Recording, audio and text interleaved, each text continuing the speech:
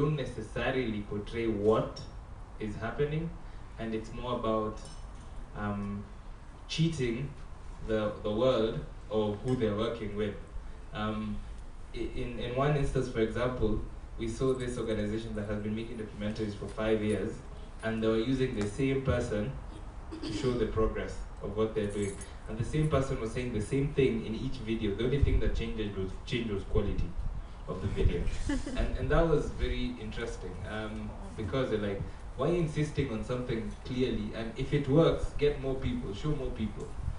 So we were lucky to meet Boniface and people at Power 254, and we because of the things we wanted to do, we easily plugged into that. Now, initially, one small story that Jerry said, we're not able to pay ourselves at all. We raised an equivalent of, I think $800. Yes, to start the company, and it took us like 4 months before we got someone to trust us to do anything, and they didn't technically pay us, but we made a video. It was just about the time we had our first elections after that was in 2013, about the post-election violence, and it was interesting how we made a video that was speaking to that, and it ended up on national TV. And that for us was the kind of validation, like we're the right route, we're doing the right thing. In the long run, from that beginning, right now we have 12 full-time employees. They get a salary, we all get a salary. And we work fully in the creative industry, like 100%. There's nothing else that pays our rent. So with that alone, I can say yes, it does.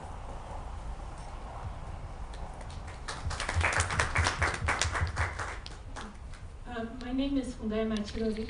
I'm the founder of Her Zimbabwe, which is a women's web-based platform, bringing up conversations and discussions among young women.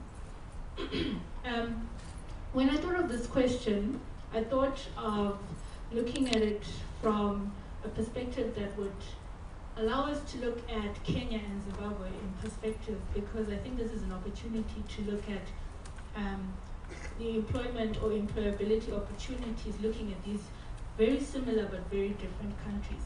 So one of the things I often hear when I speak to Kenyans about environment politically is that some will say Zimbabwe is like Kenya during the Moi era right now.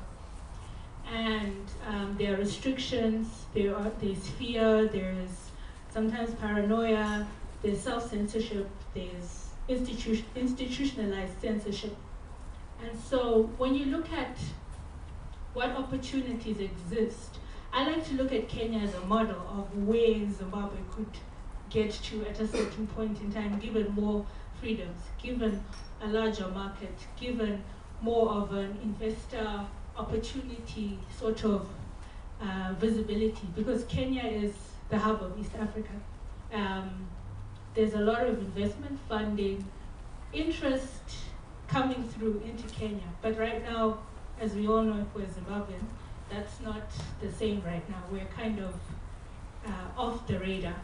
So what would have to change, or what would have to happen for us to start to become that sort of a place? You know, we were once the so-called breadbasket of Southern Africa.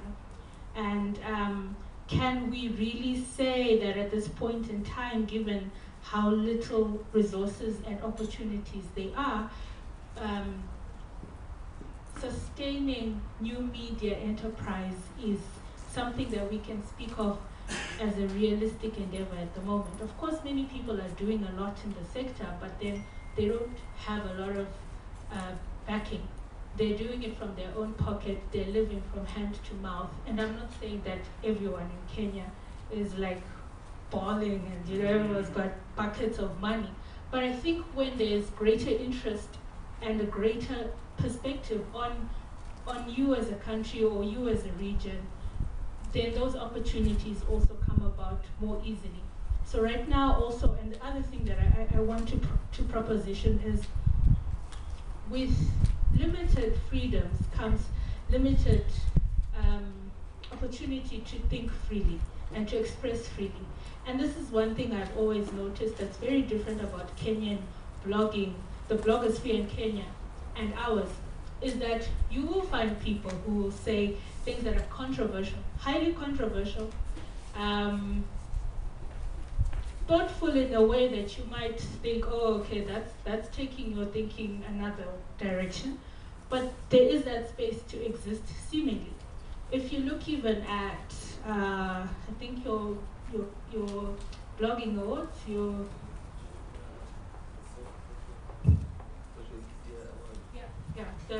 the blogging and your bloggers association, I look at these things. I look at the categories of, what kinds of blogs can enter different categories: political, entertainment, all these, fashion. So I think we as Zimbabweans tend to, because of our fears, we stick to things that are safer to talk about. So we talk about, and I'm not saying there's anything wrong in sticking to talking about fashion if that is your passion, or speaking about entertainment if that is your passion.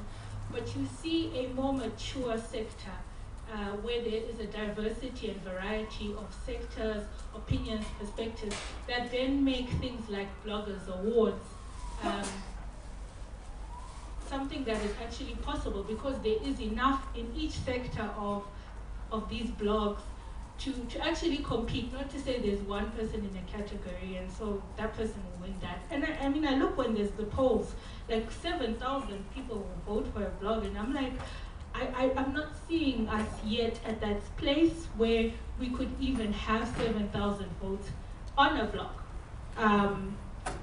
So I think it's interesting, and I want to explore that perspective of how contextually the kinds of things we are freeing ourselves to talk about also shape the kind of space we have and the opportunities that we then have to make money off of news and social media. Thank you.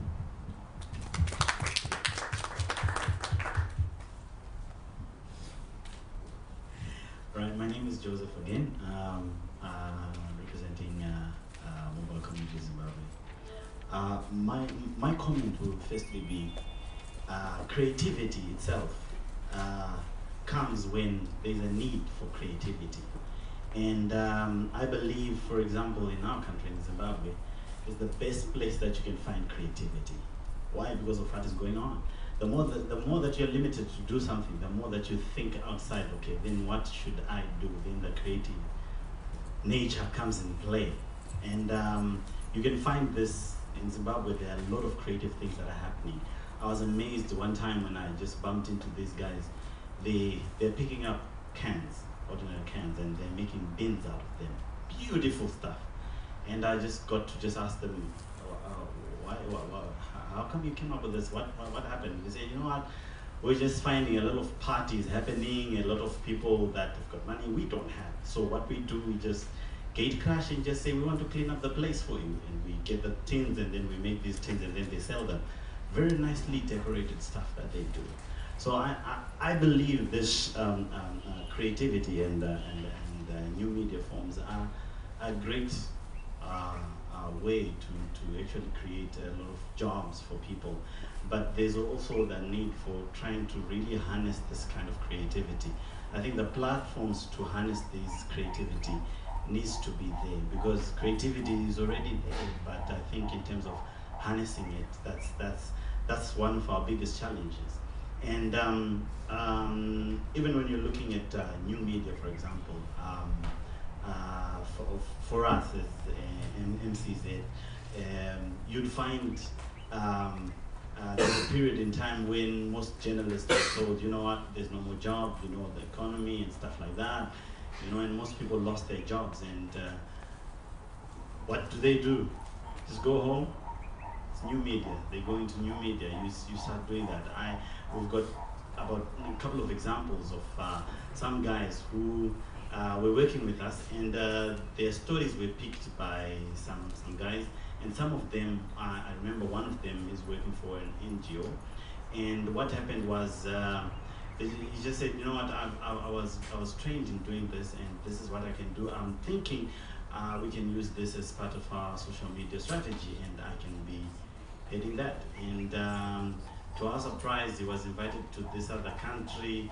I've forgotten the name of the country, but that created some form of opportunity for him to explore further than just what we had presented to him. So I think new media and the creative industry has got great opportunities that in store for us. Yeah. Good afternoon. I'll also try to be very brief. Disclaimer, I'm not an expert. But of course, I have of course gained a lot from the creative industry. One thing I failed to mention as I'm introducing myself was I've also been an artist for many years. This is the second time I'm in Zimbabwe. The last time I was here, performed at the Old Book Cafe. There's a performance space just beside that, and I've been lucky to meet Tuku, the late Tioniso, done projects with them. And of course have lengthy talks together. And one thing is always about how do you make money as an artist, despite having such a big name, that we all still look at the West as a place where you can make money. Last year, there was a research that was done in Kenya, and they said that entertainment industry in Kenya gets about 22 billion Kenya shillings, which is roughly maybe 2.something billion a month. And this is not just music alone, you know, you're talking about fashion and other forms of art. But still, artists are poor. Yeah. And that's the question, you know, where does all this money go to? As an artist, throughout, it's been 2.5 years now since I was on stage. I got a bit into management and now into production. And the question is always that, you know, why are we not the ones making money? It always ends up somewhere else, yeah? Because as a creative, I dwell too much thinking about the creative process, what to create. I don't think about the business part of it. And I think that's generally, you know, when I look at the whole of East Africa, I've been to so many creative industry seminars and workshops, I'm really tired of them, because every time we come back, we're talking about the same thing. Implementation, nobody has gained anything even after 2 years. Yeah? So I think the education part is very important. That as artists now, we should also start seeking education, you know, get into management. MCSK in Kenya, the Music Corporate Society, get a lot of money in a year. There are many musicians in Kenya who are not registered with them. You know, they have their music on play, like on a daily, and then at the end of the year they don't get anything, because maybe we are just looking for fame. The band that I manage, we have a following of nearly 9,000 people on Facebook. When we call for a concert, only a handful shows up, maybe 500. You know, we've done a couple of shows with Power 254, and yeah, we barely break even. You know, we always have debts to pay. I don't know where we're going wrong on that. And that's why I think education is also very important. If there are ways that we can seek education, probably, you know, to know how the business world works. So maybe, in a way, the creative industry will start making meaning to the artists.